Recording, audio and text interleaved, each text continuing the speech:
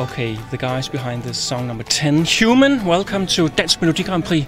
Thank you. 2020. Yeah. 2020. 2020, yeah. Let's go. Altså, jeg vil sige, at jeg fik et sug i maven, da jeg så scenen. Men jeg synes stadigvæk, at vi er sådan ret cool og har is i maven og prøver sådan på... Jamen, jeg synes faktisk ikke, det er så galt endnu. Jeg ved godt, at når de siger lørdag, og vi står her, så er det nok noget andet. Altså, min kollega har hele ugen spurgt mig, om jeg er så nervøs nu, eller hvad? Ja. Og så den løjet og sagt, ja, det var jeg, men jeg tror først, det rammer mig på dagen, og så tror jeg slet ikke, jeg er.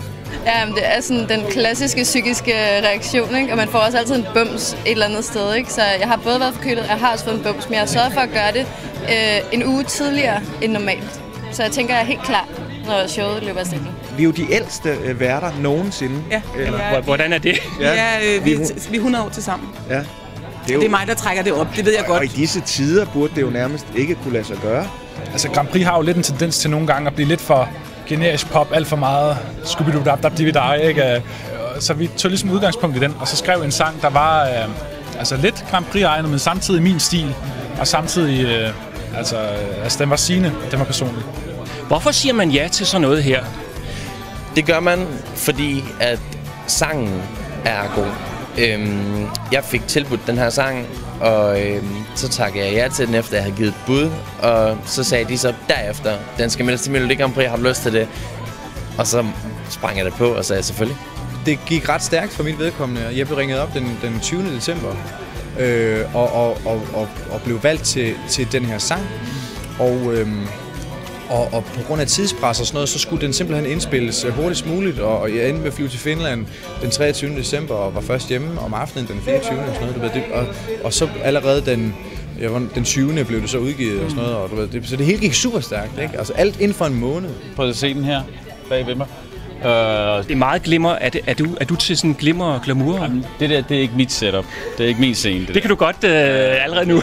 Og det er jo også det, der er med Melodi Grand Prix, det er mange forskellige artister, der ligesom stiller op, mange forskellige personligheder, mange forskellige identiteter osv. Ja. Vores er jo heller ikke god at spille inde på en stor klub i København jo. Nej. Altså Arch. Det er jo ikke fordi, at de kendte Remy og alle dem, de står og siger yes, say yes. Altså, der står... Kan de komme til? Det håber vi på. Remy, vi hunter dig. Vi jagter dig. Du skal høre den. Vi jagter dig. Jeg er ikke med på det. Altså, jeg tror lidt, jeg tager det sådan et skridt ad gangen. Nu får jeg jo heldigvis lov til at lave noget lydprøve og spille med dem og få testet scenen af. Det er jo lidt noget andet end den der black box, hvor vi har øvet, fordi nu er der ligesom de der trapper, jeg også lige skal sådan, det sker ud. Så jeg tager det bare sådan lidt et skridt ad gangen, og tror bare, at min følelser lidt kommer med i spil. Lidt som når man skal til eksamen-agtigt sådan lidt. Så længe jeg ved, at jeg gør det, jeg kan, og gør mit bedste, så er jeg så frisk i sidste ende, ikke? Jeg har spillet rigtig meget live musik før. Jeg har spillet med drengene, Antonelli Orchestra, rigtig meget før. Så du kender dem? Så jeg kender dem, og det føles hjemligt, og jeg føler mig tryg. I also I was very scared when I heard live orchestra, because I'm imagining, the conductor and the violins and stuff, but it's a band, and it's a really good band. And I must say, the version that we've had soundcheck, it sounds pretty close to the recorded version. So no worries about it's gonna be completely different. It's quite close to it, and the band is awesome. They rock.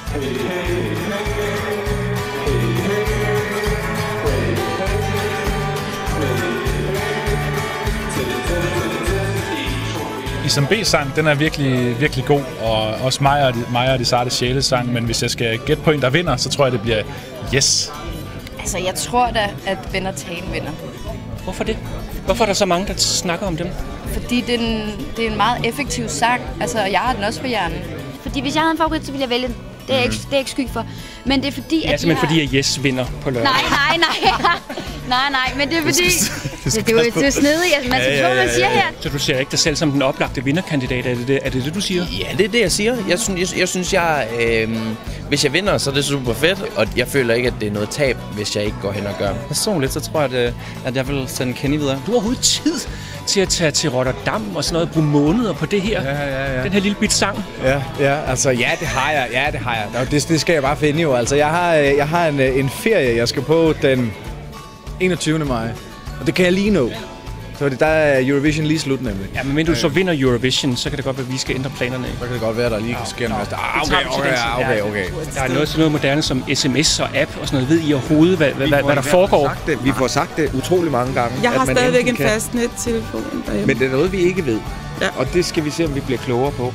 Det er almindelig sms-takst. Hvad koster det? Altså, jeg ved godt, hvad det koster. Og det koster lige præcis det samme som 4 strømper uden fod. En tomat så rød som blod og en gammel gulerod. Og sende en sms. Det er jo 1 krone. Den koster 1 krone. Ja.